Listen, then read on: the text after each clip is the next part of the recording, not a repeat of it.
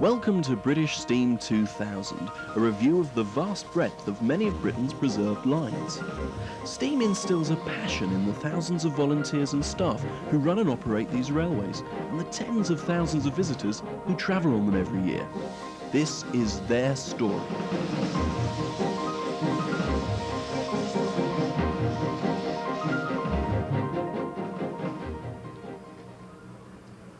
The Killingworth Valley is situated in Bronte country.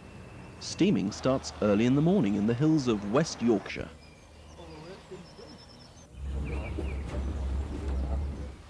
This historic railway is ready to go to work on one of its gala days.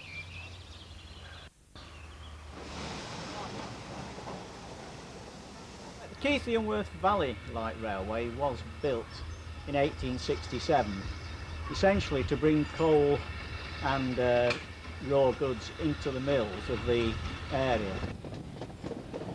Part of the idea of the original promoters was to go to Hebden Bridge. This was essentially to prevent the Lancashire and Yorkshire Railway reaching Keighley. In actual fact, having got as far as Oxenhope, which is the present and always has been the terminus of the railway, I suspect that the shareholders lost interest when faced with the cost of a 3-mile tunnel.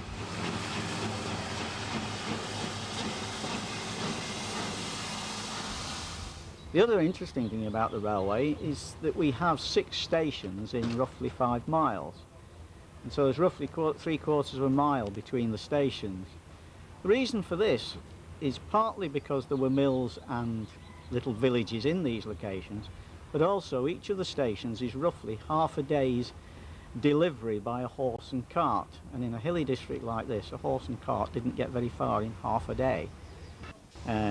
The general idea of our railway is to try and save the railway as we would have liked it to have been in the 50s. But we keep Oakworth as it was pre-war, partly because of the filming of the Railway Children, and the Mems is in fact almost in its original condition because it's the smallest station in the British Isles today.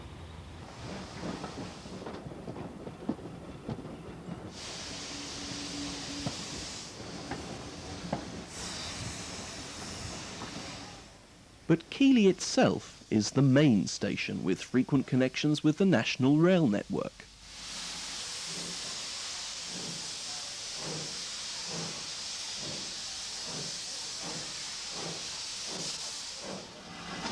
All steam locomotives have to go around the loop before heading back down the line to Oxenhope.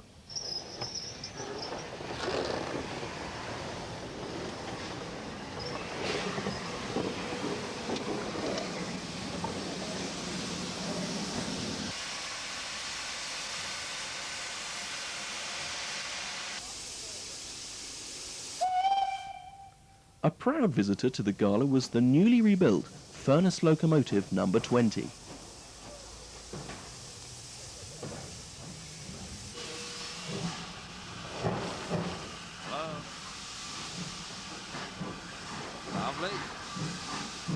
Locomotive number 20 was built as long ago as 1863. That's only 34 years after Rocket, and so it's important really in the national collection of locomotives. It was built, as I said, in 1863 for the Furness Railway as the last batch of 040 goods locomotives. It's quite strange perhaps to some that it was as late as 1863 they were building 040s. After 7 years it was deemed obsolete to some extent and pensioned off to the Barrow Hematite Steel Company in Barrow and ran there until 1960, when after a long career of 90 years in industrial use it was retired to the local school, George Haskell School at Barrow. In 1990, the Furnace Trust decided to restore number 20 to its former glory. Victorians build beautiful engines, and I think we barely realised what it would look like from, all we had were black and white photographs to go on, and suddenly this engine red engine came out of the workshops and everyone went, ah, isn't that beautiful? And surely a tribute to the engineers of the 19th century. The youngest vice-chairman on the preserved railways is 24-year-old Paul Brown. For 30 years now we've been operating the railway as volunteers, and for the past 10 years we have desperately needed a carriage shed to house the railway's coaching stock for our visitors. At the moment the coaching stock live outside and they're sadly getting weathered, desperately weathered. Recently we've now made an application to the Heritage Lottery Fund. Now they've granted us £600,000 and now we can actually build our dream shed that we've actually wanted for 10 years. And this will house the railway's coaching stock, which will stop the coaches now from getting desperately weathered from the severe Pennine weathers, the exposure to the rain, the sunlight, the bad snow. It's going to take 2 years to build. The lottery grant, in addition to covering the building of the carriage shed, will cover the stone cladding of the existing buildings on the site. One building is the carriage and wagon workshop, and the other building is the building in which we tend to keep partly exhibits, but mainly locomotives and coaches, which are going to be put back into traffic in future years. The vast majority of people on the railway are volunteers. The Keighley and West Valley Railway, in common with most preserved lines, is essentially an attraction for visitors to come to. But we are rather lucky in the fact that since the railway does go from Keighley to Oxenhope and back, it does give people in Oxenhope a chance on Saturdays and Sundays to use the railway to go shopping, particularly as our station at Keighley is right next door to Sainsbury's.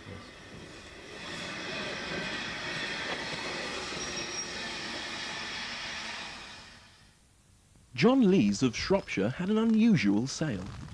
Used to collect second-hand furniture, rags, waste paper years ago, and progressed into reproduction furniture now because the antiques are running out.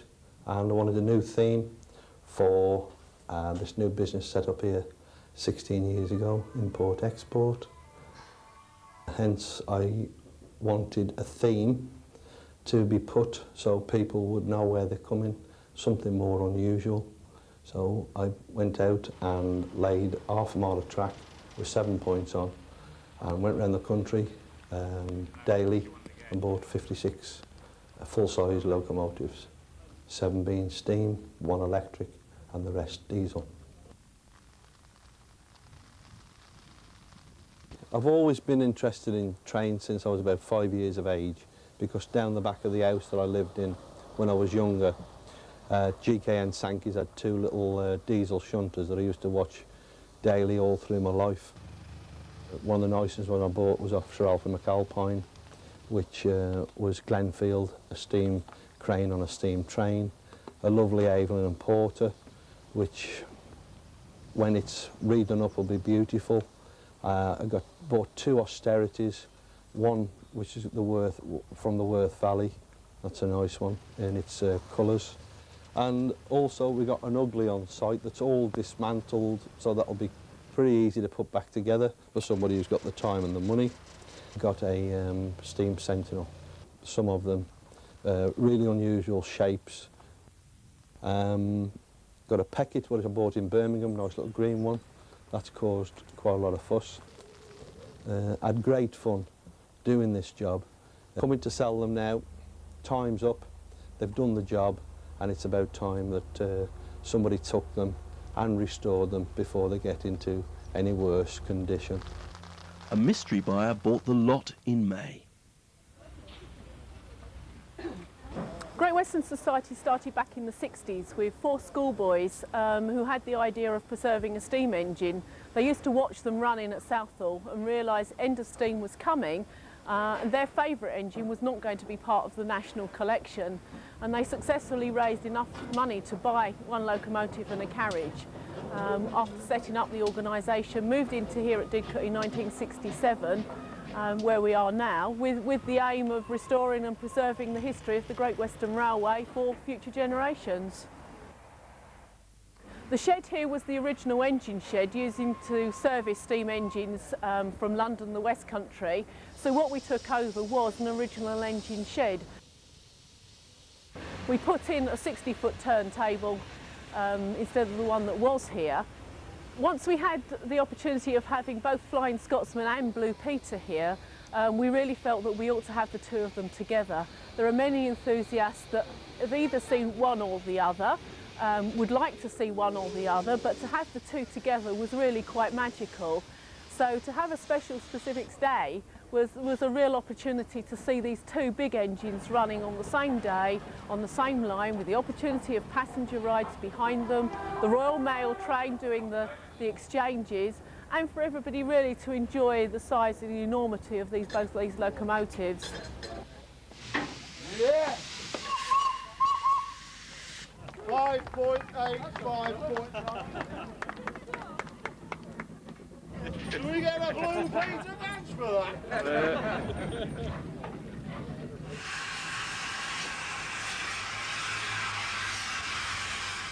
We're now reversing back into the platform for the second run of the mail exchange.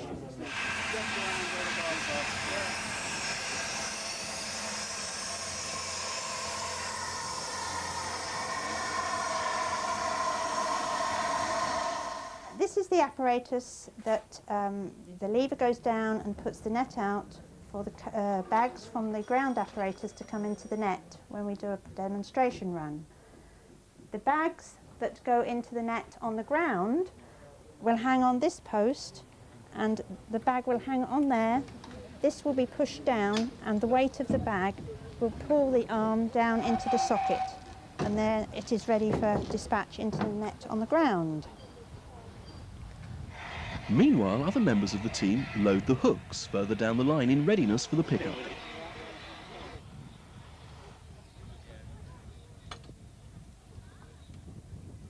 All we're doing is tying a short piece of string around the clip to stop it springing open, which releases the bag. We do that before we leave the station, and it's just a basic safety device. After last-minute adjustments on the ground, the boss, Peter Silver, gives the all-clear to Blue Peter to start the first run.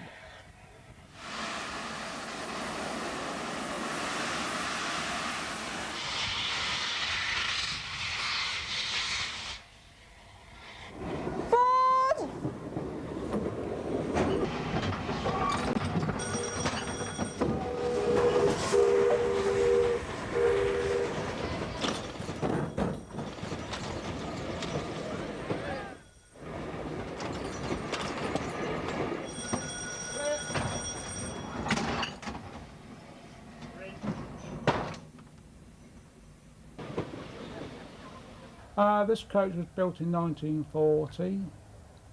It was run on the Great Western TPO till approximately mid-60s, and then it went over to the Southern till about 1971. It was when withdrawn from traffic, went on departmental use till about 1975. It was then condemned and sold to 3 members who bought it here, and we restored it. It ran from 79 to 86 when I decided to take it out for a slight repaint, and finished up doing a major restoration work on it. It's £15,000 later, in 1994. It came back into traffic, and there you are. It then won the Scania Award for services to restoration and presentation. We won the first round, and then we were privileged to win the complete first award of £3,500 with a trip to London to meet His Highness Prince Michael, who presented the award. It's not the easiest thing in the world to take apart a coach. A loco is a lot easier to take apart than a coach. You just sort of cut it up, bits off of the oxyacetylene, but with a coach you have to constructively dismantle it. Board!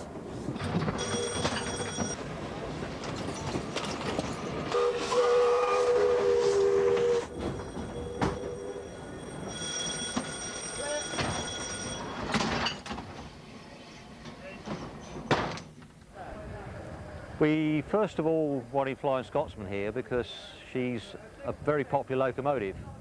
She's based at a railway only just down the road from here, and she was available, so we decided that we would actually hire the locomotive for the event.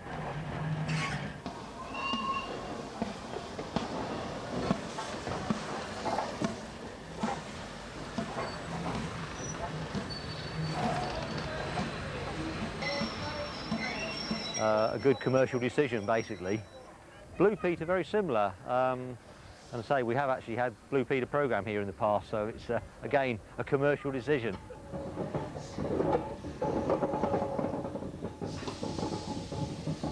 The locomotive behind me is King Edward I. would have normally worked the main express passenger services from Paddington, London, out to the West Country and to Birmingham in its original early days in the late 1920s. The headboard Bristolian was an express introduced in, I believe, 1937, and Kings quite often worked this train, and they were timed at up to 100 mile/hour on this operation. Locomotive 1338 was originally built for the Cardiff Railways in 1899, and one of our members acquired the locomotive in 1964, and it was transferred here in about 1990 and restored and brought into operational condition last year. Locomotive 6412 was built in the early 1930s and was a branch passenger locomotive, auto-fitted, which meant you could propel the coach as well as drag it along. So you could actually drive the train from the carriage as well as from the locomotive.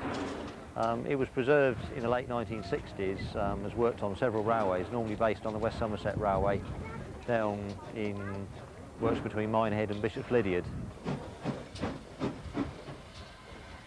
1369 was a locomotive again built for dock shunting.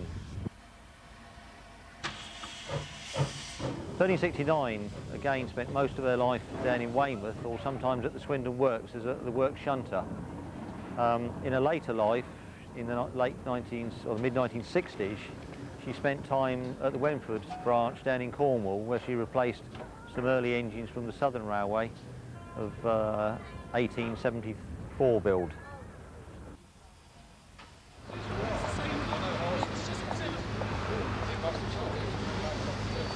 The newly rebuilt Flying Scotsman had many successes on preserved railways in the year 2000, but her primary job is to run on the main line, so during the year she had the task of pulling the fabulous Orient Express.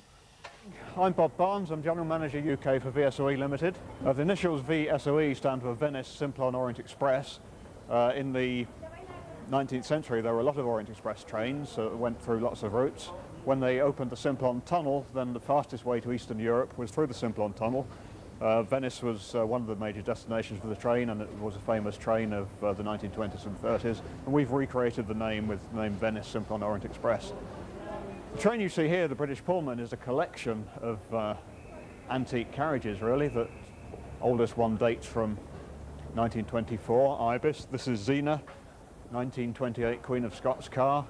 The carriages all have their own history, served on famous trains like the Queen of Scots, the Brighton Belle, Bournemouth Belle, Golden Arrow. These Pullman coaches were put into Marazion by British Rail in the 1950s and were used as holiday coaches for its employees until the 1960s, when both the station and the holiday coaches were shut during the Beeching axings. This building still standing was the ticket office. In future, a cycle path is planned, with the building being used to house the bicycles. There were originally 6 Pullman coaches at Marazion, which is reckoned to be the largest collection of privately owned Pullmans in the world. One of them was the very rare 6-wheel bogie. There are very few left today. One of them resides in a back garden in Hastings, and 2 of them have been converted into holiday homes in Worthing. The remaining 3 are still at Marazion, and so far there seem to be no firm plans to renovate them to the fine standards of the Orient Express collection. They're just boarding now for lunch. They're about to enjoy lunch on these famous old carriages whilst travelling through the Surrey countryside behind the grand old steam locomotive Flying Scotsman, which we've hired in specially for the day. I think you'll find of the 150 or so people travelling with us today, I think about 3/4 are probably celebrating a milestone occasion. It was my Christmas box. You were 80? I'm 82. Yeah.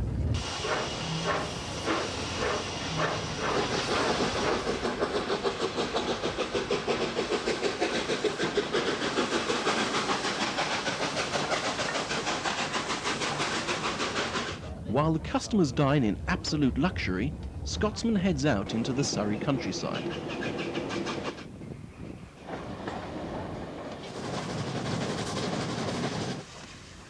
First stop, Guildford. Fitter Don Robertson worked on the old girl in the 1960s. It wasn't steaming very well, so it was getting a washout, and then I had a few little jobs, and I polished the brass when I was finished. Just keep it. She was very dirty, so I just polished the brass up to make her look a little bit better. It was a dirty job, but I enjoyed it. A lot of people did enjoy working on the locals. You got a satisfaction.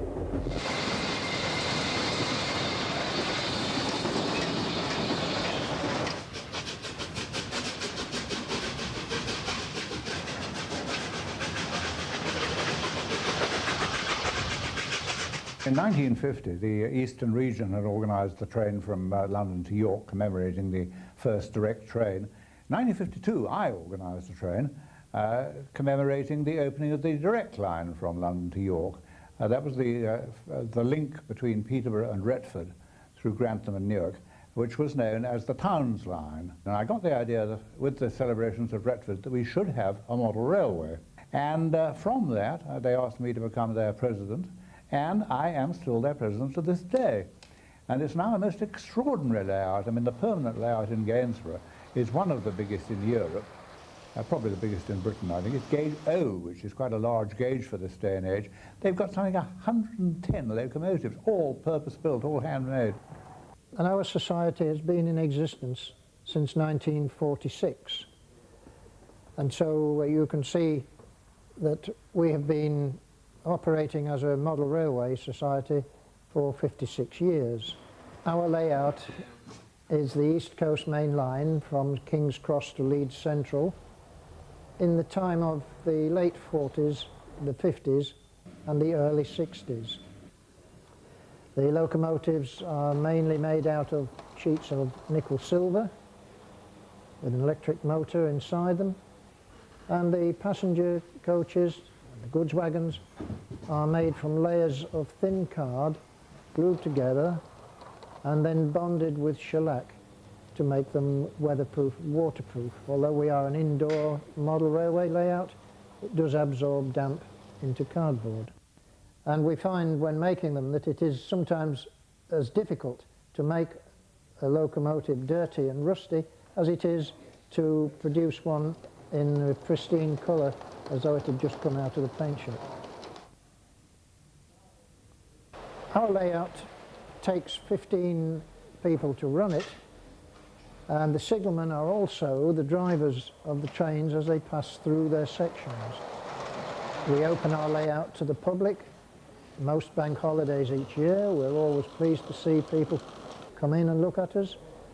Prices are £2 for adults and £1.20 for children and seniors. The real Flying Scotsman has to stop for water in the Surrey countryside.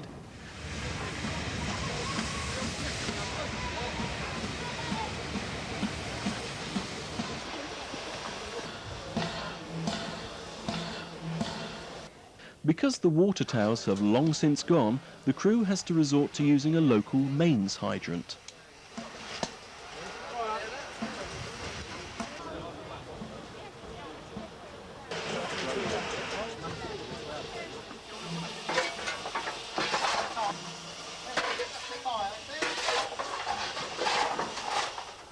After quenching her massive thirst, the Flying Scotsman dramatically builds up the speed to over 70 miles an hour.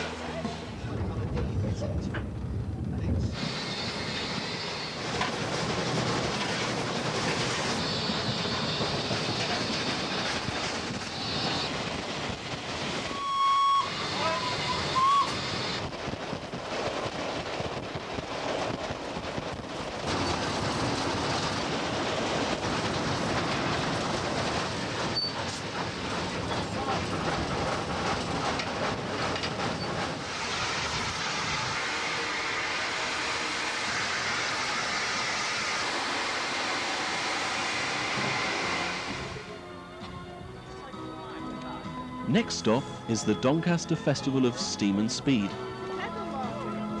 which was anything but fast.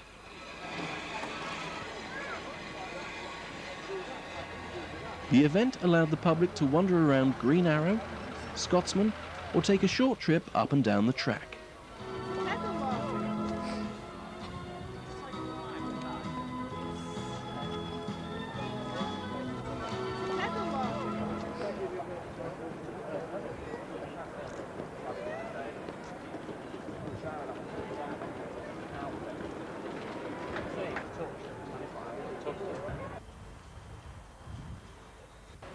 This is a locomotive that's 102 years old. It's built in Doncaster. Right. But 102 years ago. But this one's now won't steam again. It's got to be restored as it is, as it was, because this is as it was built. This engine used to run between London and York. Yeah. And it was in winter pretty cold.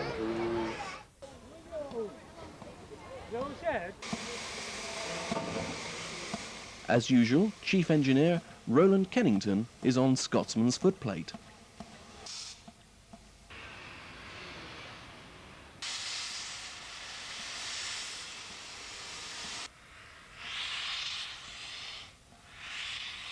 Another open day was at the famous Crewe Works, as Les Green explains. Crewe, it's probably now the last really big railway works left after the demise of the railway industry over the past few decades. Crewe, to a lot of people, is Mecca. All the great Stanier Pacifics were built here.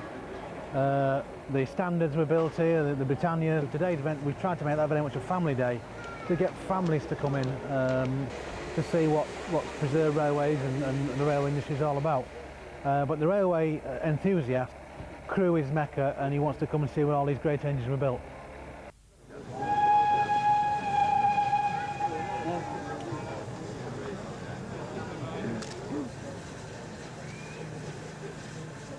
Wonderful. Thanks very much. Forward and reverse, and the steam cut-off valve.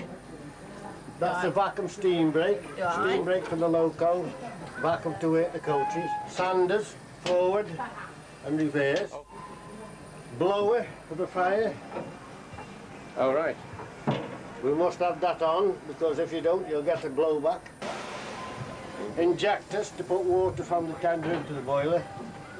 That's the steam pressure in the boiler. Safety valve left at 225. If we approach a signal, red or yellow, you've got a magnet in the track. Yeah. If it's red or yellow, a horn will blow. If I don't press that in 7 seconds, it'll put your brakes on. And it'll go yellow and black.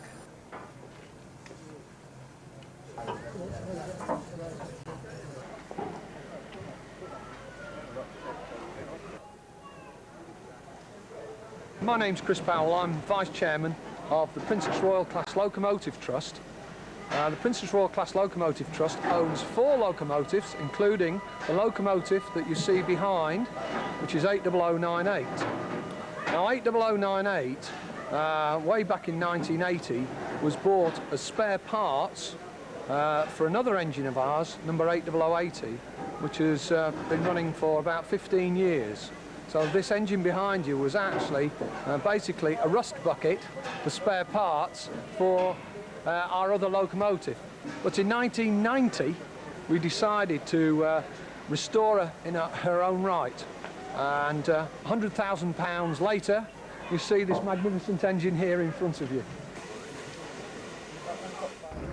We've loaded in a number of pannier tanks which Move Rights bought for us. Andy Goodman gave us a free lift, so it was nice to be able to have a pannier tank here, which is on its way back to Angolan. We're also pretty fortunate enough to get Princess Elizabeth, which is a Crewe-built locomotive. It may only be the frames, but it's the first time the frames have been in the works for a considerable number of years. Most of the giants made an appearance at Crewe.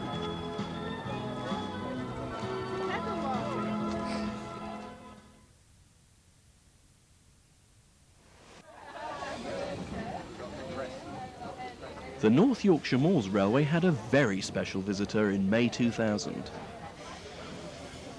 Shall I sign it, Mr. Spectator? No.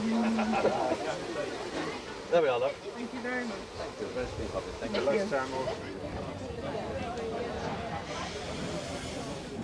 I'm Lisa. Who are you? Yeah, I'm David Shepherd, the chap who used to own the engine. Used to own the engine. That's cool, isn't it? Yeah. Come on then. Ooh. All my early youth is coming back again.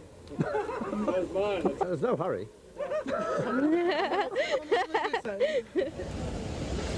World-famous artist and conservationist David Shepherd was here to hand over his beloved Green Knight. Oh. Now don't be shy, Mr. Best. No. 2, 3, okay, right. Okay. Without this man, it would be razor blades.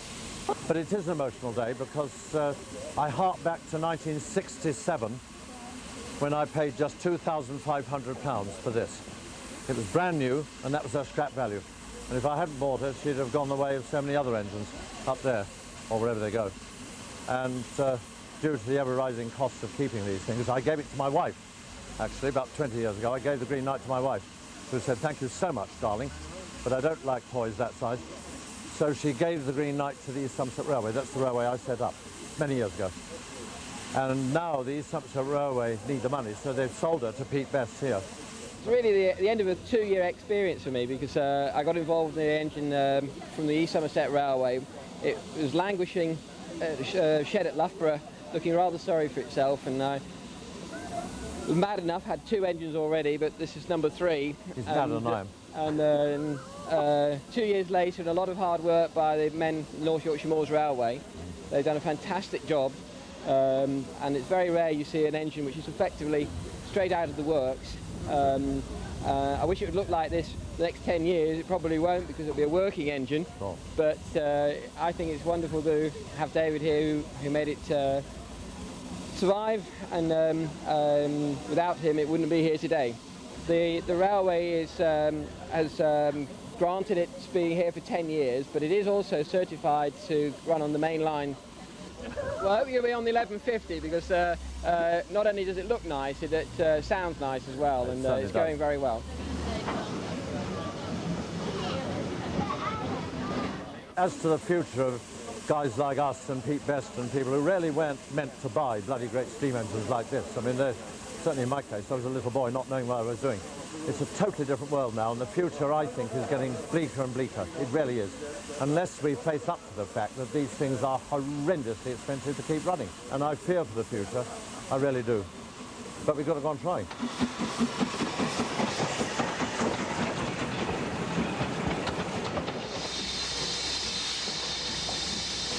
Last time I saw Green Knight, she was on the East Lancs Railway, a wreck, and I never thought she could ever be restored. Now look at her. So it can be done, as long as we face up to the future.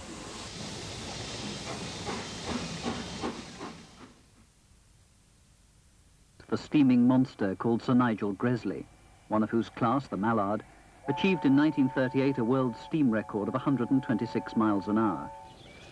Another loco undergoing an overhaul at the North Yorkshire Moors yard was the Class A4 streamlined 462. It's a direct descendant from the Flying Scotsman 462s and named after its designer, Sir Nigel Gresley. The 18-mile railway from Gromont to Pickering is run by a trust, as Roger Heath explains. The trust was set up about 25 years ago, and it is an educational trust.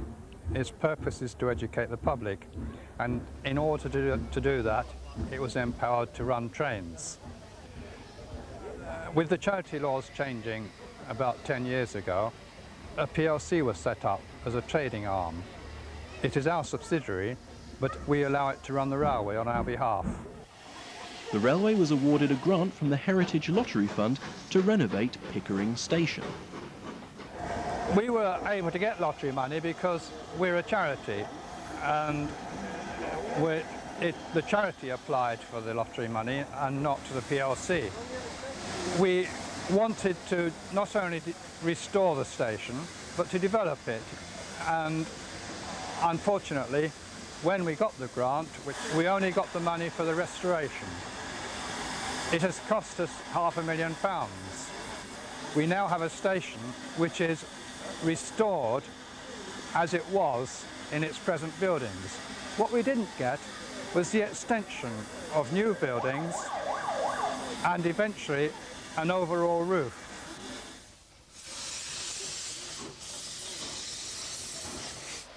We can now restore all our locomotives under cover, for example. Most of our development for the future is enormous in terms of costs. The provision of a passing loop in Newton Dale, for example, will cost at least £250,000, and we need that to increase our train services, particularly if the extension to Rillington Junction goes ahead as people want it to. People continue to come to us more and more, and it is a rosy future. We are now, in terms of miles travelled, number of trains travelled, number of passengers carried,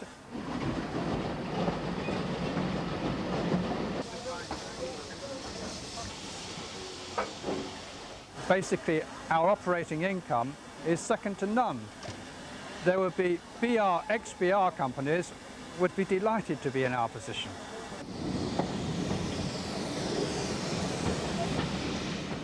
There's no room for sort of airy pie in the sky people now who think, oh, money's going to drop out of the sky, because it doesn't anymore.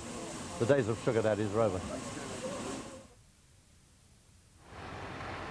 The Iron Bridge near Telford is one of the last places you would think of looking for the world's first steam locomotive.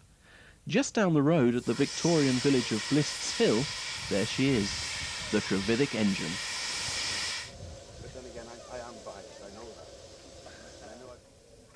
Alan Mackenzie knows all about her.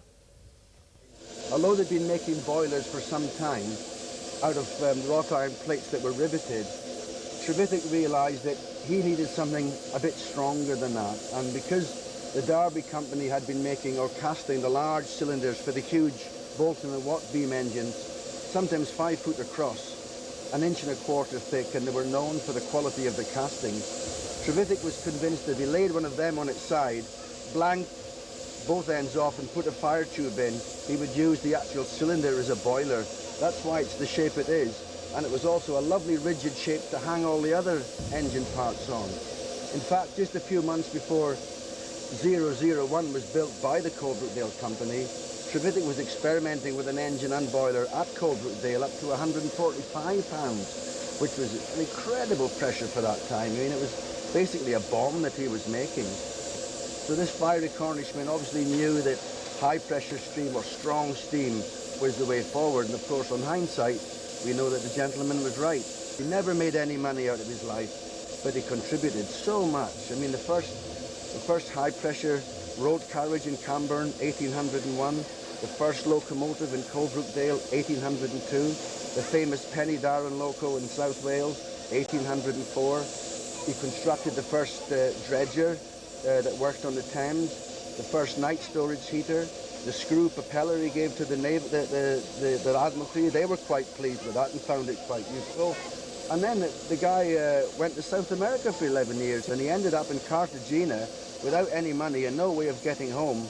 When another chance in a million happened, he bumped into young Robert Stevenson, who was out in South America looking at mining rights, who was then 26 years old.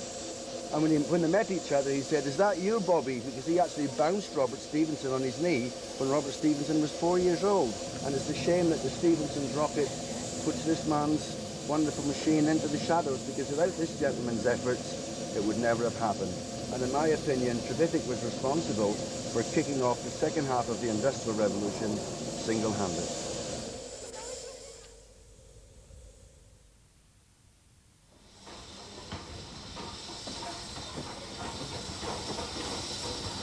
The Severn Valley Railway, which runs from Kidderminster to Bridgnorth, had a lot to celebrate in the year 2000.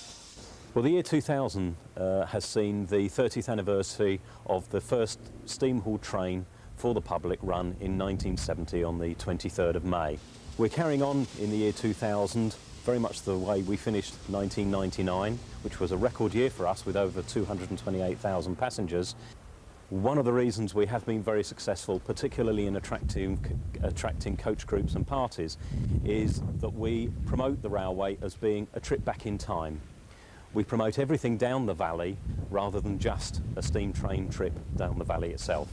The fact that it is really a step back in time. You can be travelling in a 1930s carriage hauled by an engine which may even be older, and there's nothing outside the window to give it away that it isn't the 1930s or even earlier.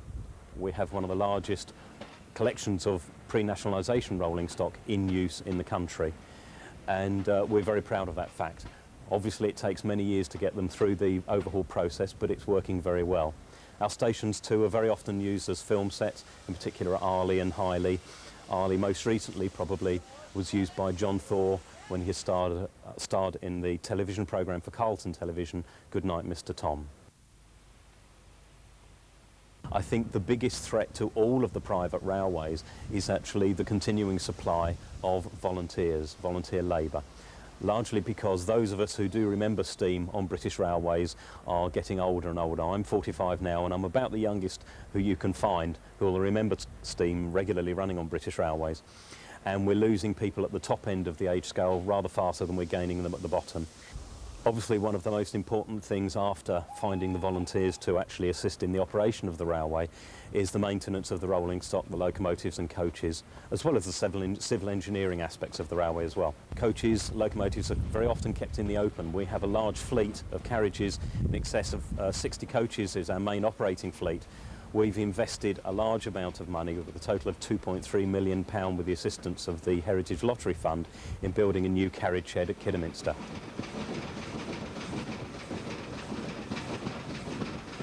It's over a fifth of a mile long and has 4 roads inside and will house in excess of 60 coaches.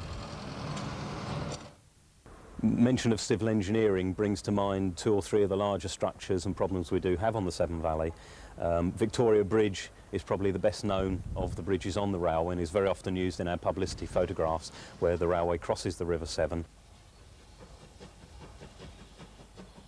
Falling Sand Viaduct at Kidderminster.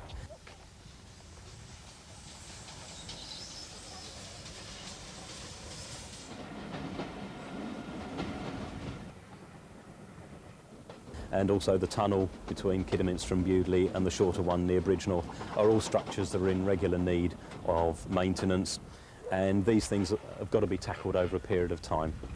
Combine this with the locomotives and the coaches and all the other infrastructure, which is a problem that we've got to tackle, and it's one we've got to tackle head on. And while the railway is reasonably successful financially, these are jobs that we've got to tackle now before it is too late.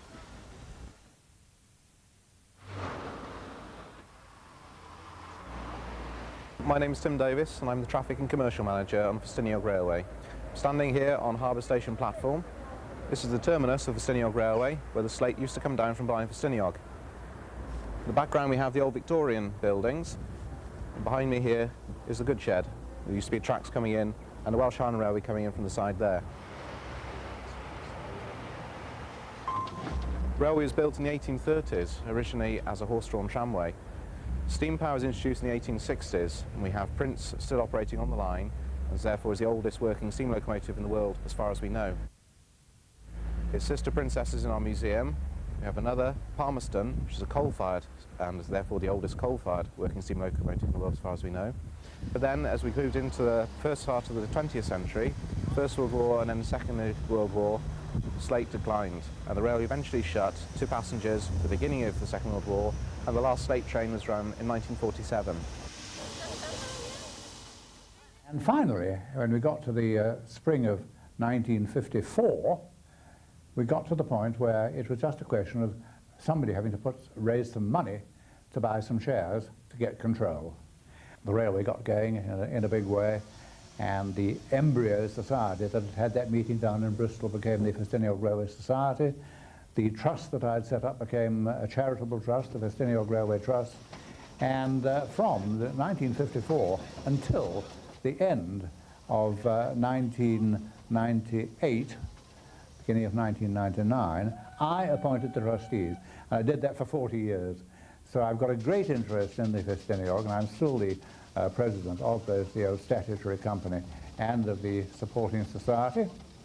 And they're my only 2 ventures into railway preservation, the Ffestiniog Railway and later the Flying Scotsman locomotive. Those are my some 2 efforts. Since then the railway has progressed and has built all the way back towards Ffestiniog. We did finally get the railway through to Ffestiniog. It took a long time to do. It took altogether about 28 years.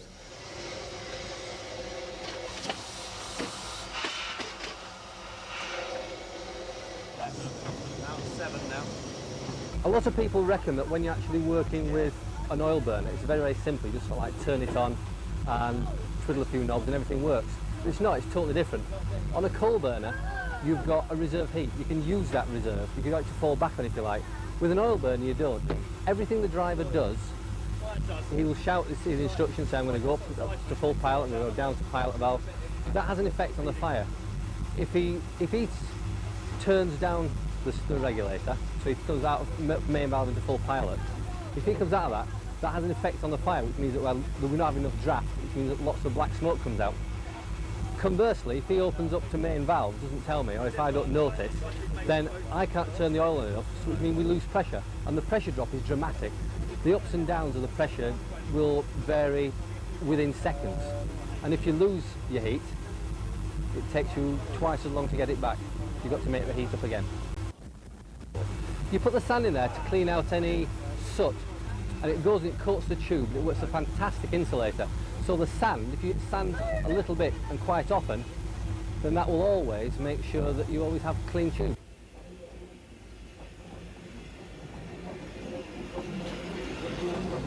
Thank you.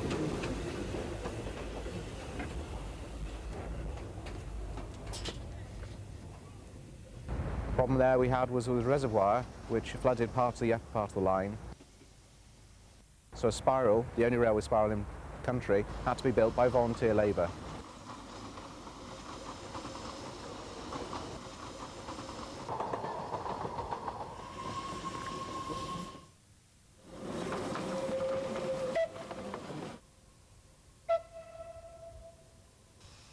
In 1983, the railway returned to Ffestiniog, and that is where it's been operating ever since.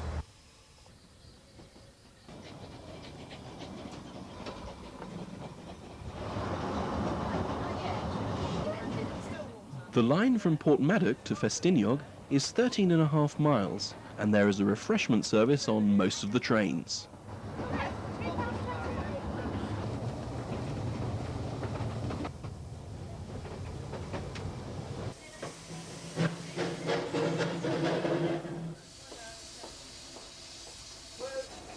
Down at Portmaddock, some of the customers can achieve their greatest ambition, to actually drive a steam engine.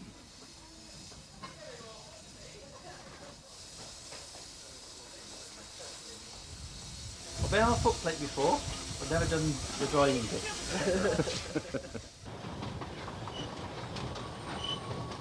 Just across the Cobb, the Ffestiniog has its own workshops. This engine is a single fairley, and we'll come on to the double fairley fairly shortly. Taliesin was rebuilt last year, 1999. It is a rebuild because some of the parts are original, although the actual engine itself was decommissioned in 1932. The power bogie underneath for the steam is actually swivels with the track and is articulated to the body, along with the rear bogie at the back, which is unpowered. This is one of the Ffestiniog's double fairley engines. You've just seen earlier David Lloyd George, who was the outline of a Victorian double fairley. Well, David Lloyd George was actually built in 1992. The other Merioneth was built in 1979 and looks very different to the original fairleys. These big tanks here of water and oil are designed to get to Blaenau and back in a round trip. The double fairley's key invention from Mr. Fairley are that these power bogies down here, one at this end, one at the other, swivel so they can cope with much tighter track. Because Robert Fairley was so pleased with the way that we demonstrated the double fairley principle around the world, we actually are allowed to build these without having to pay any patent or rights to them. They're very specialist engines to drive because in effect they are two engines back to back. They're dual controls, but basically one bogie always runs in reverse.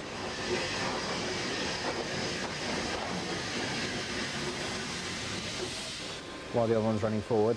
When it gets to the end of the trip, we can run around the train, couple on, and to all intents and purposes, it's exactly the same engine, just going a different way.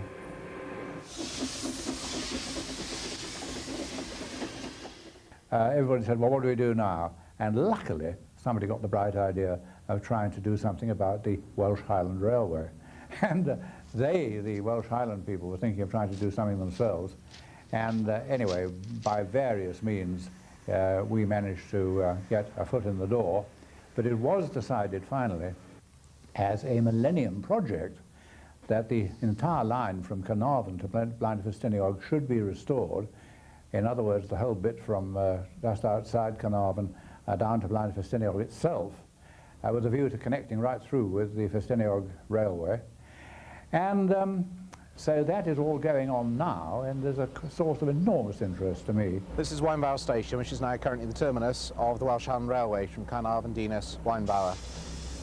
We've just got to finish off the station, which is why it looks a bit like a building site. And then behind me, where the train is, we'll carry on down towards Rhyddi, which is where we hope to have finished the track by Easter 2002. The public inquiries did establish that the people to do the work on restoring the Welsh Highland should actually be the Ffestiniog Railway. So although it's the Welsh Highland Railway that's being restored, it's the Ffestiniog Railway that's actually doing it.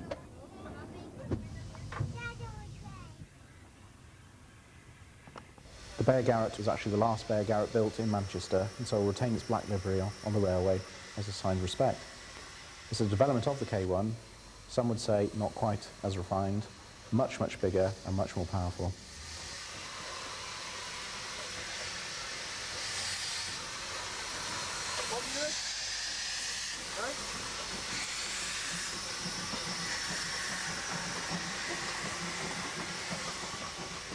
So very, very exciting.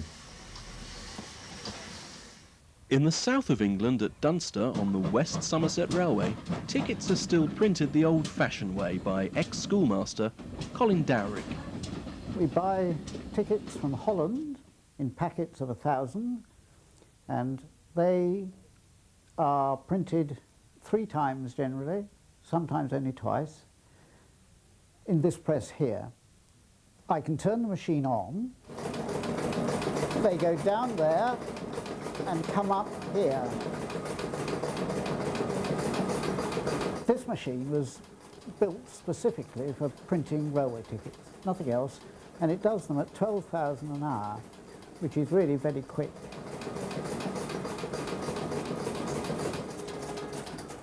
And we print tickets for almost all the preserved railways, about 2 million printings a year.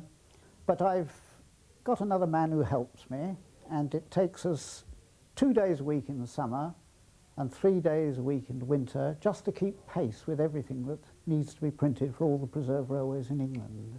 When you've got a good number of tickets in here, you take them out in a pile, and they're put in trays like this in the correct order. And when you've finished and let the ink dry after a day or two, you take a bundle of 250 tickets there and put it in this machine, which binds them into blocks of 250. And then when we get the tickets from Minehead, they're put in a rack, a standard Great Western rack, which is in the ticket office, which is through here. Well, when the tickets come back from Minehead as you ask for them, they're put in this rack here. We've got 10 stations on the line, so there are lots of tickets for singles, returns, children's, adults, rovers and cycles and all the rest of it. Each of these racks holds 50 tickets in there. The lowest number's at the bottom, and the series start at 0000, so that the number shown, such as there, tells you that we have sold 2,347 of those tickets, which is necessary at the end of the day, so that when you fill in the sheets of ticket returns for the office, you know exactly how many you started with and how many you finish with, and so the difference is what you sold. Each ticket is dated, returns last for a month, single tickets only last for a day, and you put your ticket in here like that, and it dates it, as you see, the 11th of June 2000. And so that ticket can only be used today if it's a single, or for a month if it's a return.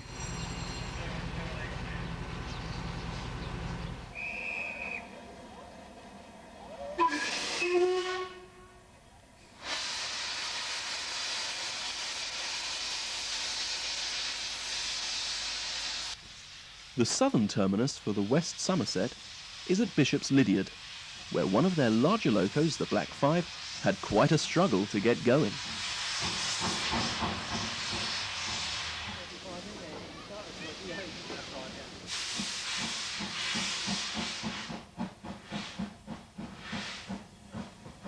Welcome to Bishop's Lydeard Station, here on the West Somerset Railway, which is actually the line's southern terminus, and we pride ourselves on being better by miles. My name is Richard Jones. I'm a driver on the line, and as well as helping on a practical basis, I'm also a director of the railway as well. The reason we're celebrating this weekend is the 21st anniversary of trains running through again to this station, and hence establishing the West Somerset Railway as Britain's longest heritage steam line. We do actually pride ourselves on having more stations on the West Somerset Railway than there are in the whole of Somerset on the national network. We have 10 stations. To take you on a quick journey from here, we start here at Bishop's Lydeard, and then we go to Crocombe Heathfield.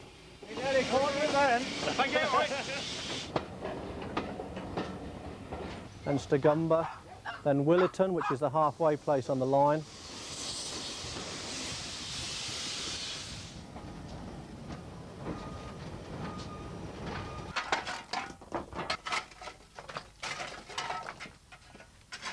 Then Doniford Holt, which is a new station we built in 1988, through to Watchet.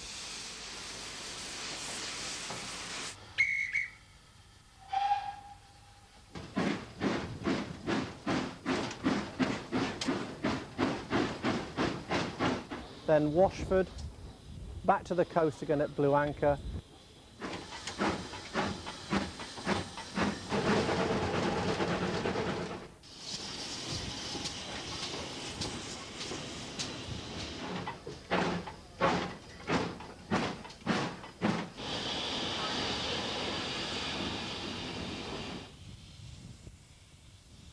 Then Dunster, and finally to the terminus at Minehead.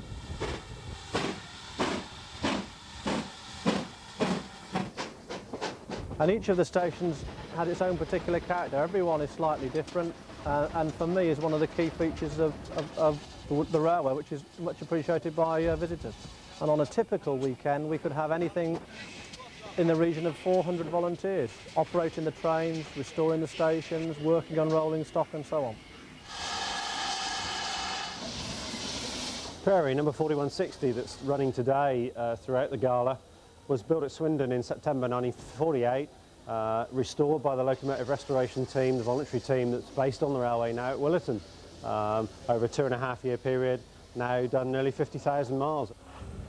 7828, another fine Swindon product, one of the Manners that would have run over the Cambrian during the 50s and 60s, now a regular engine on the railway, hauling passenger trains throughout the summer. A very fine locomotive, currently on hire for a 10-year period to the West Somerset Railway plc, being one of the privately owned locomotives based here at the moment. The Black 5 was having a little bit of injector problem yesterday, so just to be on the safe side, has been withdrawn just for the day, but is being steam tested now as we're filming, ready to try later on the day to make sure that it's back in fine working order again.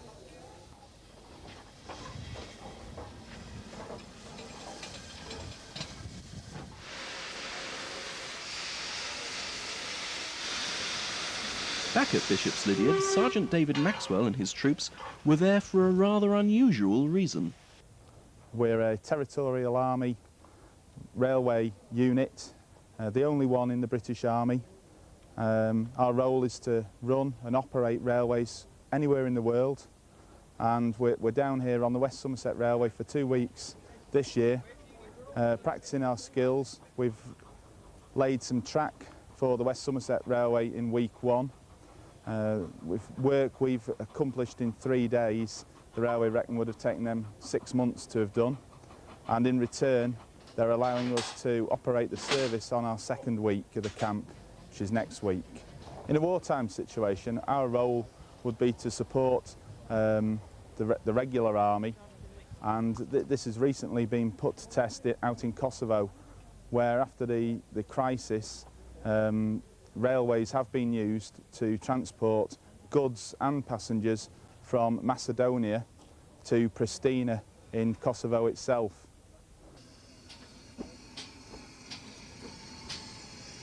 The one thing every schoolboy wants to do is drive an engine, preferably a steam engine.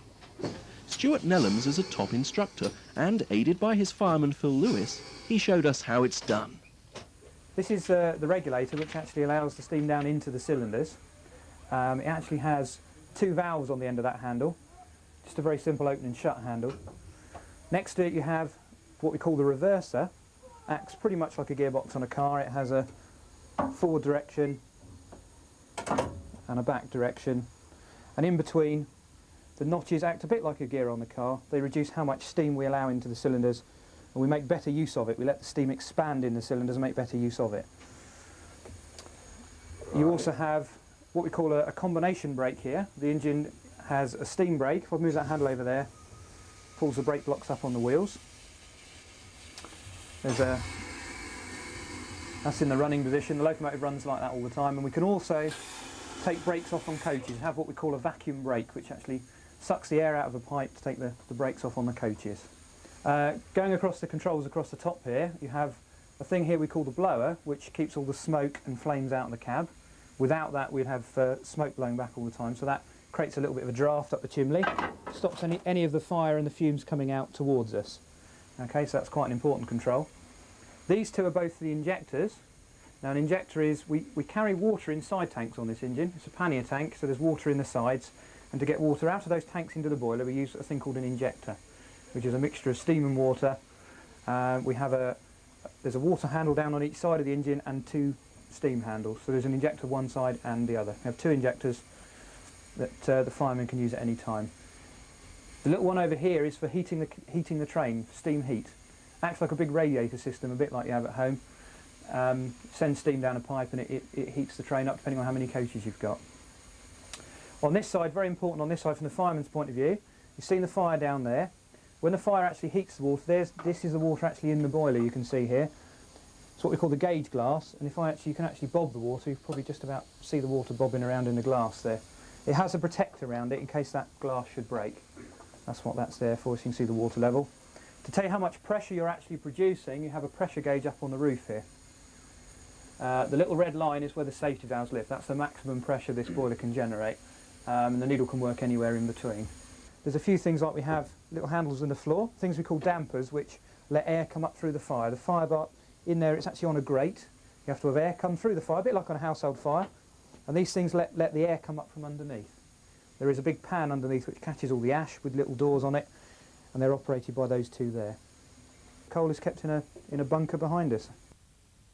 Right, if you want to take a walk along the outside here, first thing that's very obvious with these engines are things we call the pannier tanks on the side here. These are actually totally full of water, and they have a water filler on top here, and there's one each side. There's a pipe that connects the two, and they carry the water on the sides, hence it's called a pannier tank.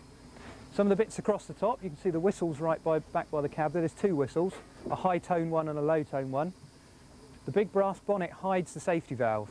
In there is to stop the boiler from over-pressurising. There are two big sprung valves in there. That was just a Great Western way of making them look pretty. The dome's quite an important thing. When you actually boil the water and turn it into steam, you need to take steam from the highest point you can. Steam always rises, like it would do in a room, it would always rise to the roof. It rises to the dome in there, and that's where it's taken away to go to the cylinders. It's the highest point on the boiler. So the dome's quite important. As you look forward, you can also see the actual chimney. Once the steam has gone through the locomotive and done its useful work, it exits via the chimney at the top there. If you look down below, you can see coming along on the very outside here, we have that big brass lump there is actually the injector, which I mentioned earlier. That puts the water from this tank into the boiler through that device there. As you come along the side here, you can see the actual locomotive springs. There are actually springs here. They're quite small on this locomotive. Usually they're hidden away underneath, but they're quite visible here.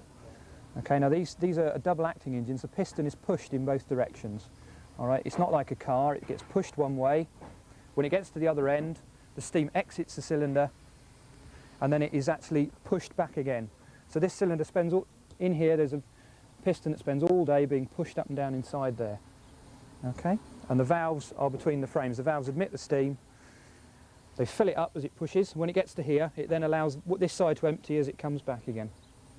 And you have exactly the same on the other side, and the rods are a quarter of a turn out, so they always pass each other on the move. First thing before we move is we need to put the engine in the direction we want to go, which is forward. So we'll go down into forward gear. Okay, that makes the engine's in a forward gear. You then need to take the brake off. Little tilt on the whistle before we go. And then gently open the regulator. And this actually lets the steam down in the cylinders. You open it gently, give it all time to take up the steam to get in the cylinders, and off she goes nice and gently. If you want it to go a bit quicker, you just let a bit more steam in the cylinders, and off she'll go again. Pass aboard! Thank you. We've had permission to go past one of the stop signals, so we can then go into the platform where the passengers are waiting for us. Well, my job is to make sure that safety, that is #1 priority. Make sure that the train is coupled up.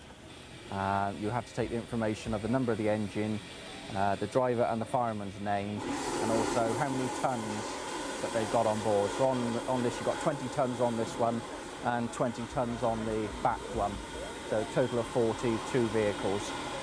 You make sure it's coupled up, you make sure the vacuum pipes are connected, and you check in the back to make sure you've got vacuum on the gauge. There is quite a common misconception that the fireman is shoveling all of the time, when probably he's only firing for about 30 to 40% of the time. He also has to look after the water in the gauge over there, and he keeps a very good lookout down his side of the locomotive and the train. Because from the driving position I cannot see anything on that side of the train, so it's also the fireman's responsibility to do that. I'll hitch you ride later. Yeah, all right.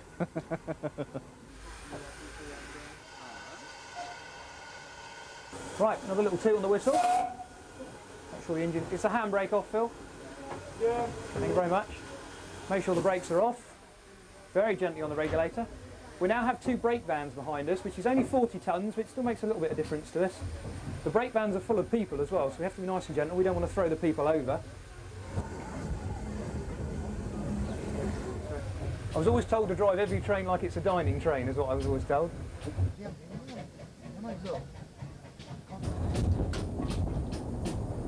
I'll just shut the regulator again, just letting the thing roll, because now we've left the station, it's actually downhill round the corner here.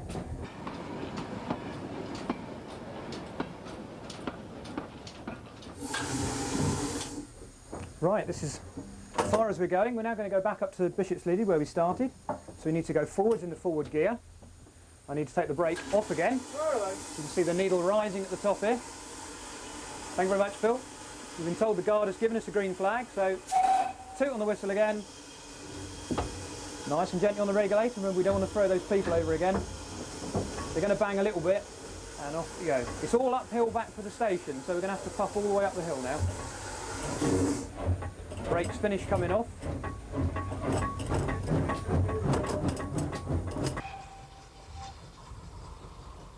You can see the exhaust from the chimney. You can see the steam leaving, goes through the cylinders, pushes the piston both ways and exits out of the chimney.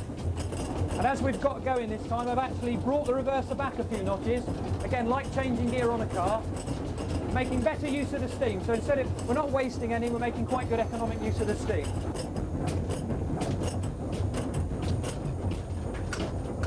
Shut the regulator now because we're going into the station. I've just had a green flag from the signalman to tell me that I'm all right to go in. So I've just given them a little whistle to say I've seen it. And then we're going to drift slowly back into the platform to let all the people off again.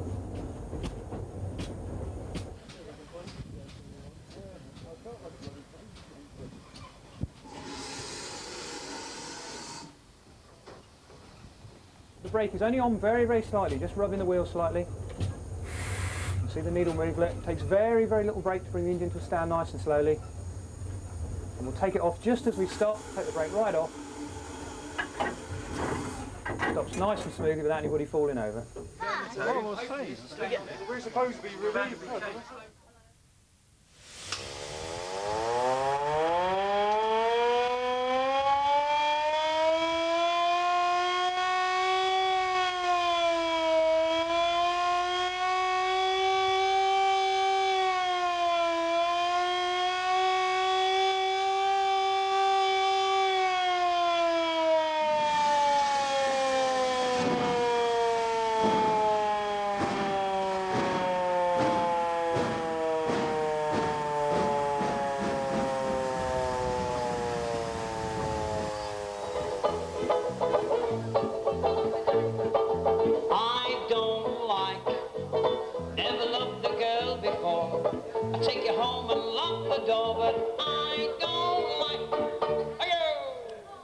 The East Lancashire Railway, as a society, first set itself up at Helmshire, some 6 miles north of here, on the line from Ramsbottom to Accrington. Some short time after that, though, the lines round the area were subject to doctor beaching and subject to closure procedures, and a trust was formed. This enabled the railway to obtain funding for its proposals to reopen the line, getting the funds out from Europe. Initially, the line opened in 1987 from Bury Bolton Street as far as Ramsbottom. We then ran the line from the 8 miles from Bury to Ramsbottom to Rawtenstall. We then had, of course, the problem we needed access to the outside world.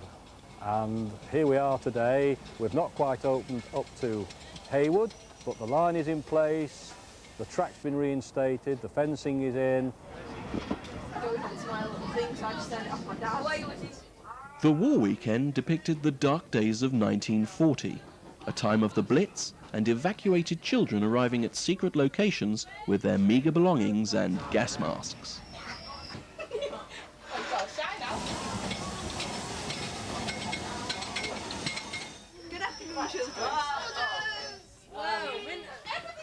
My name's Carolyn Baines and I'm the Head of Expressive Arts at Woodhay High School in Ramsbottom. I directed a play called Vacuees in February, and this is some members of our cast here, and we're reenacting the arrival of the evacuees from the Channel Islands into Bury Station in 1940.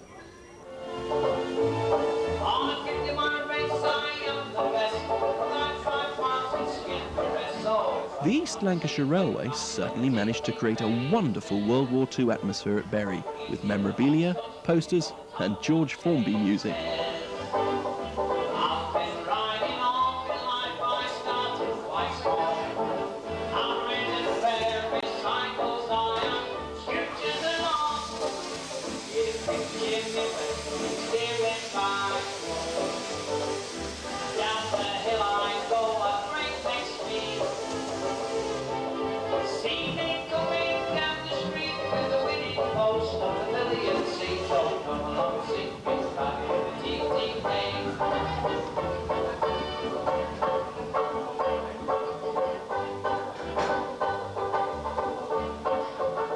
Well, there are 3 steam locomotives operating today on the East Lancashire Railway.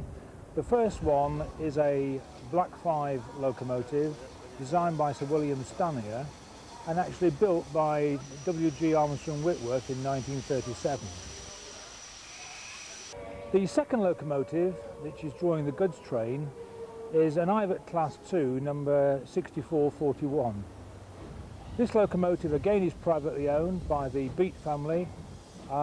This particular locomotive came out of BR traffic, so was never a restoration project, but has been kept in steam by the family, has run on the main line and is now resident on the East Lancashire Railway. And the third locomotive is a Hughes Fowler Crab. This locomotive was built actually at Crewe, although most of its class was designed and built at Horwich. The locomotive originally was privately owned, bought from Barry Scrapyard, but subsequently was bought by the East Lancashire Railway. Sunshine every way, can't say what I want to say. afraid I'm much too slow.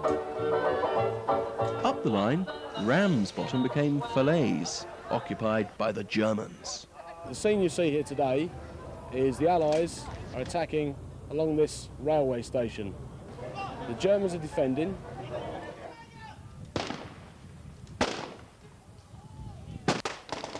Basically what you will see again is attacking formations and sections, covering each other going forward with automatic fire.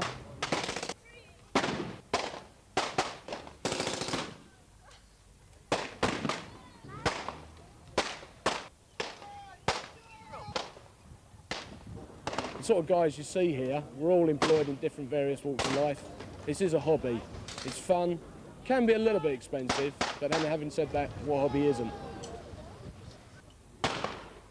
You will see a British victory, and why not?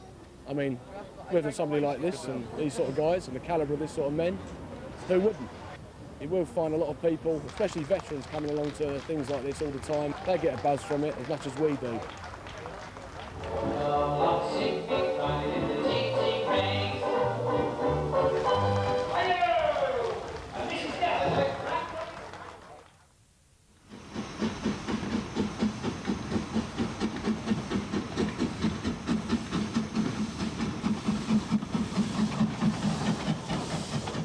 And now to something totally different. Goods 2000 at the Midland Railway Centre near Ripley in Derbyshire.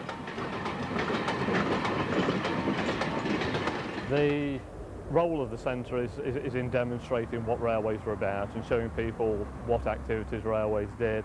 And the Goods Gala is an event that we've now done for 2 years to emphasise the main role of railways, particularly in this area, of carrying freight. In the era that we're portraying, every item was carried by train, that the railways were a common carrier, and absolutely everything moved by rail. So what we're trying to do is show some of the freight trains that were run. So we've got a demonstration coal train, we've got a demonstration of shunting at each of the stations, and the whole range of workings demonstrating the old Midland Railway trains. So we've got some private owner liveries and old Midland Railway stock used on one train. Another train is of BRU, so we've got a diesel on the front of it and some rather more, so we say, well-worn wagons than the preserved ones around. And then on the narrow gauge railway, we're also portraying the use that they were put to in freight traffic, in demonstrating underground coal trains, sand trains, construction traffic, and the Ministry of Defence train that we use on the narrow gauge. So the whole site is being used to demonstrate what railways were mainly used for, which was travelling, carrying freight around, and of course still are today. The Midland Railway originally built this line back in 1875, and the intention was to serve the various collieries along the route. There was an awful lot of subsidence in this area. The nearby crossing over Butterley Reservoir had to be strengthened several times in its life because of movement.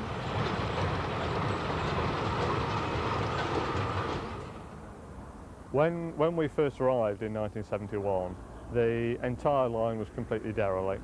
It had been used as a siding and a bypass freight line, but there was only one track left. Most of the sidings had all disappeared. We had to put our own buildings up, and we had to erect things like platforms and station buildings and everything that you see that's part of the Midland Railway Centre today, including the station building behind me, which we moved from Whitwell in North Derbyshire. It's an identical structure to that one that was originally here at Butterley, but the original was brick rather than stone. We've rescued a number of signal boxes and brought them here to the centre. The first one that we moved was the skill box, which obviously is the famous one from the Settle & Carlisle line. Right, A-Skill signal box was the highest Midland signal box in the country. Very bleak. The man up there, once he was on shift, he was stuck up there for the rest of his 8 hours, or 12 hours into the 12-hour shift. Didn't see anybody except the guards of the passing trains. He needed his fire, he needed his water supply, and he needed his coal supply. Very, very lonely existence, but very interesting existence up there. But we managed to dismantle it, bring it back here, and it's now the signal box controlling Butterley Station and is in use on a very regular basis. We've also rescued a very large signal box from Kettering Station, which now controls the Swanwick Junction site. And next train through will be DMU, which will go straight through on main down to Riddins. So I'm just putting points back. or not.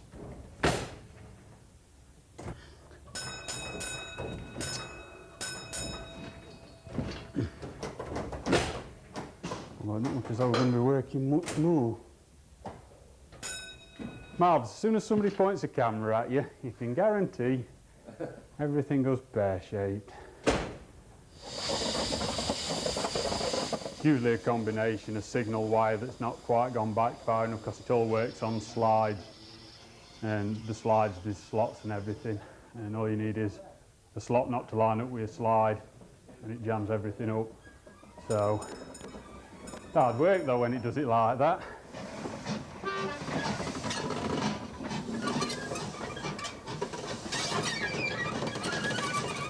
We've also got Kilby Bridge signal box, which is now down at Hammersmith, which controls the western terminus of the line. The very active chairman of the organisation is Chris D. My job today is goods guard.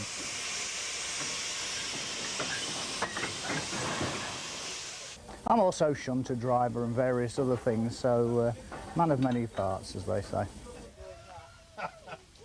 The future here really revolves around developing the site at Swanwick and trying to expand on the visitor facilities that we have.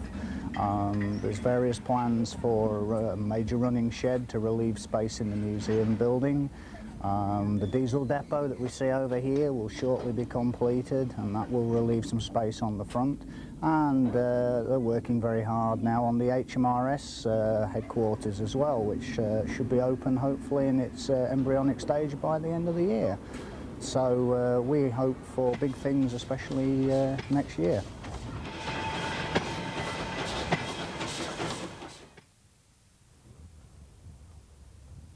The millennium year saw the opening of the brand new Swindon Steam Museum. Swindon was one of the largest railway towns in the United Kingdom. At its height, the railway works employed over 12,000 people, so it had an enormous effect both on the town and on the railway world more generally. So we've actually got the opportunity to tell the story of Swindon Works and the Great Western Railway in an original railway building. But obviously what we're trying to do is to tell the story of the people who worked on the Great Western Railway, not just the locomotives, carriages and wagons that were produced. If you think that 12,000 people were employed in the works, and by the 1900s, early 1900s, the railway dominated the history, the development of the town completely. And the railway works produced locomotives, carriages and wagons for the Great Western. It started as a repair facility, but then started to build engines. At its height, it was building 3 engines a week, so that gives you an idea of the magnitude of the works. Parts of it go back to the Brunel era. The rest of it dates from the 1860s right up to the 1930s.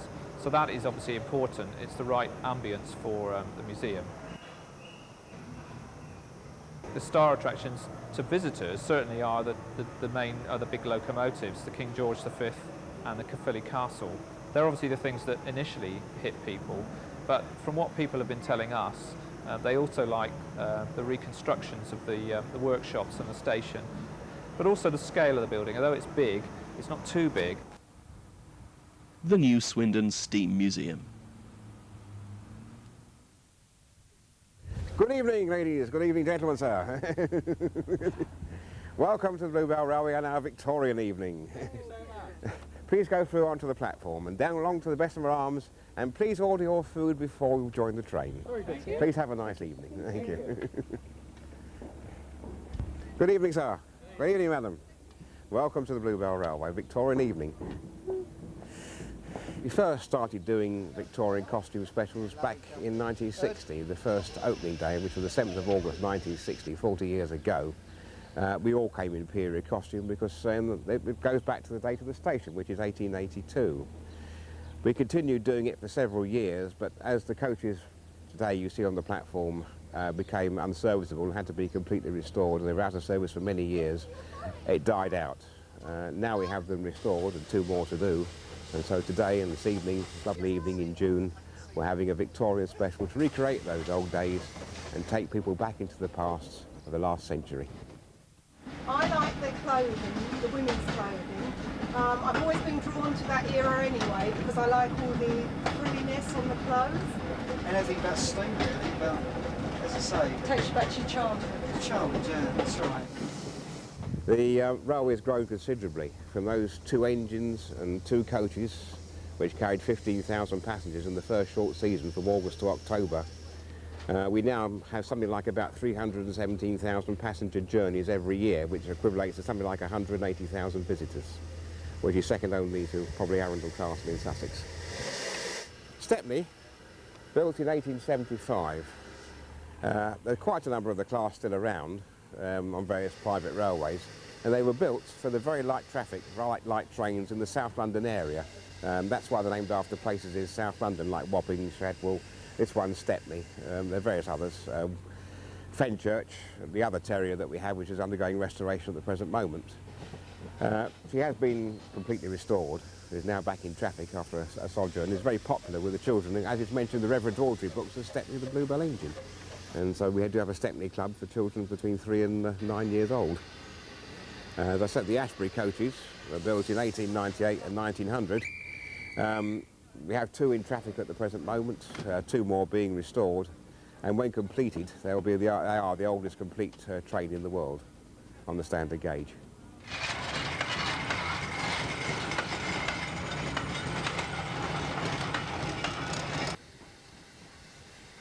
Stepney made her way back to Sheffield Park at dusk so that its costume customers could have their Victorian dinner.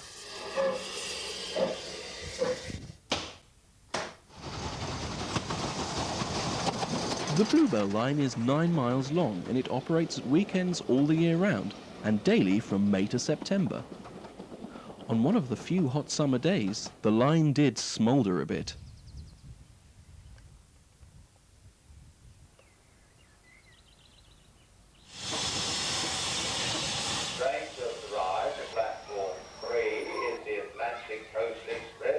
The colour scheme throughout the railway is southern green.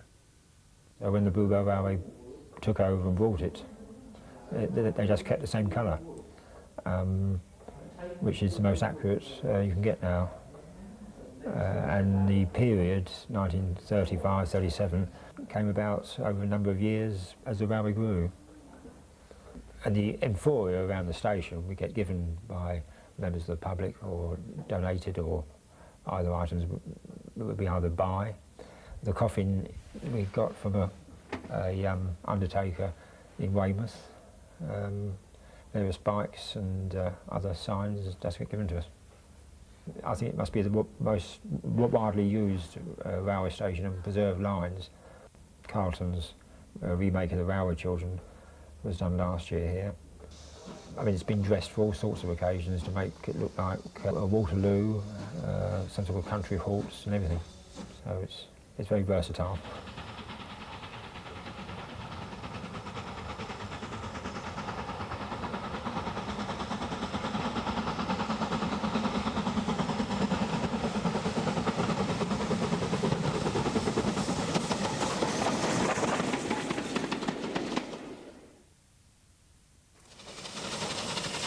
Swanage Railway treated its customers to a gala with a difference.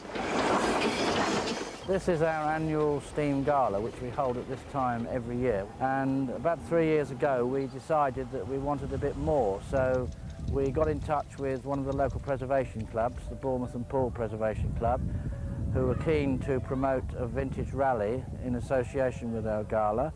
And the event that you see around you here now this is the 3rd year of this type, where we have, besides our own intensive steam train service, with its all-night beer train, which again was a first this year and very popular.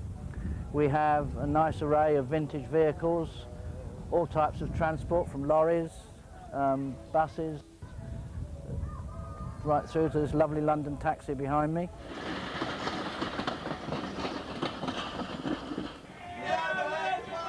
One or two other preserved railways have run all-night beer trains, and they have proved popular.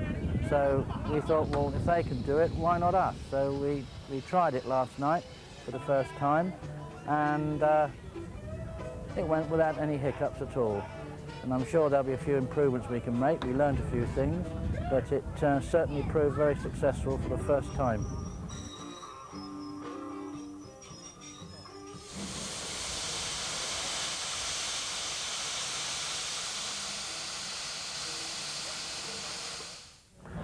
Well, at the moment, the track is laid about half a mile beyond Norden, which is as far as we run at the moment, to a place called Eldon Sidings. And from there, it is but a mere another half a mile just to the buffer stops for the existing rail track branch. And it is our intention to actually have the track laid there, I would say, within the next 12 months. This timetable that we're running this weekend, the total of 54 return journeys, is really a remarkable piece of work. It's being achieved by volunteer drivers, firemen, guards, all working many shifts to cover the trains, and I'm very pleased to say that on the Saturday the entire timetable went like clockwork, and every train ran on time. Indeed, every train that was timetabled ran. This is the first steam gala where we haven't had to hire anything in. All the 5 locomotives are based here. All the rolling stock most definitely is.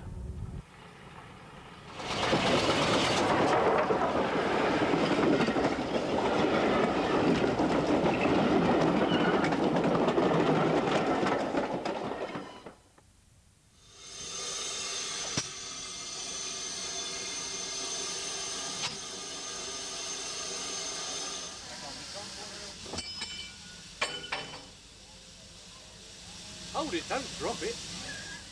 I'm Bill Hillier. I'm duty station master today. This is the Gloucestershire Warwickshire Railway, an entirely volunteer-run railway. No paid staff whatsoever. We all do it for love.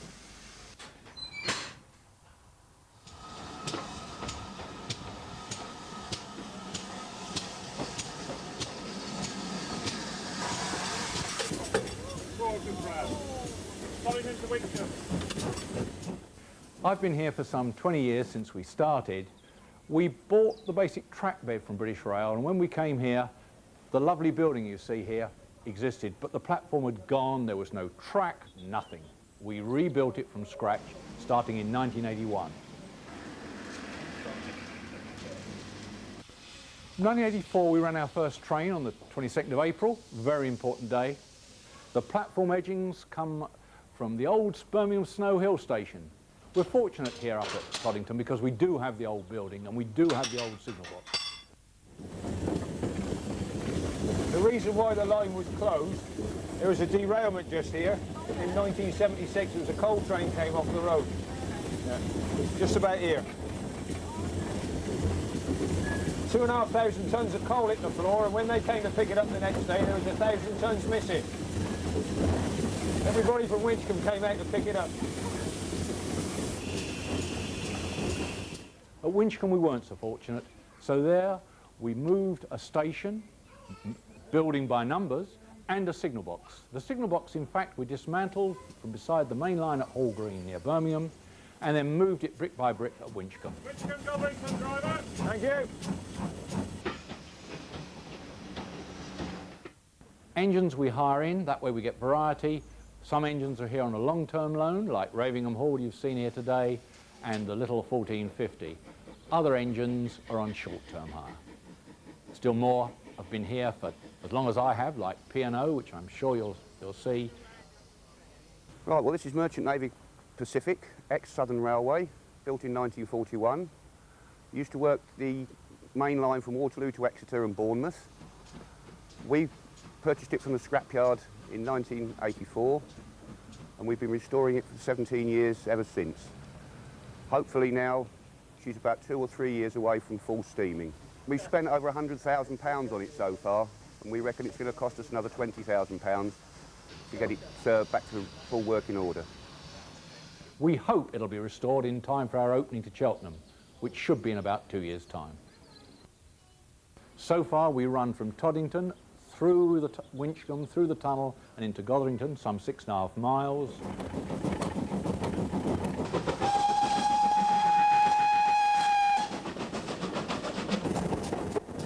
We just passed through Great Tunnel at 693 yards long. It's the second longest tunnel in preservation with track through it.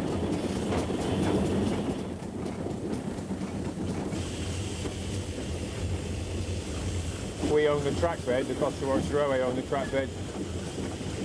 The person that owns the station building and the platform. A fellow railway enthusiast. We are at the moment rebuilding back to the old Cheltenham racecourse, and then when we've done that, in about 2 years' time, we'll extend to the north to Broadway. That way we'll have a 15-mile running railway, quite a long railway.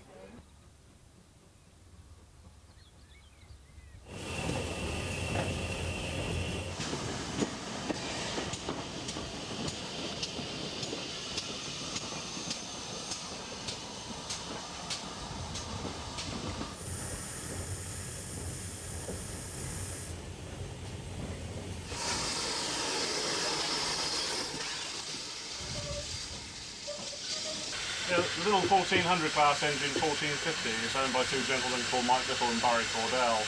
They bought it from the South Severn Railway a few years ago and had it restored. It's only just keep here with us. It was built in about 1935 at Swindon for branch line work, light branch line work. Here the gradients are such that it is not worked particularly hard and you can keep time quite happy with a 5-point train. Oh, sounds as though we're off.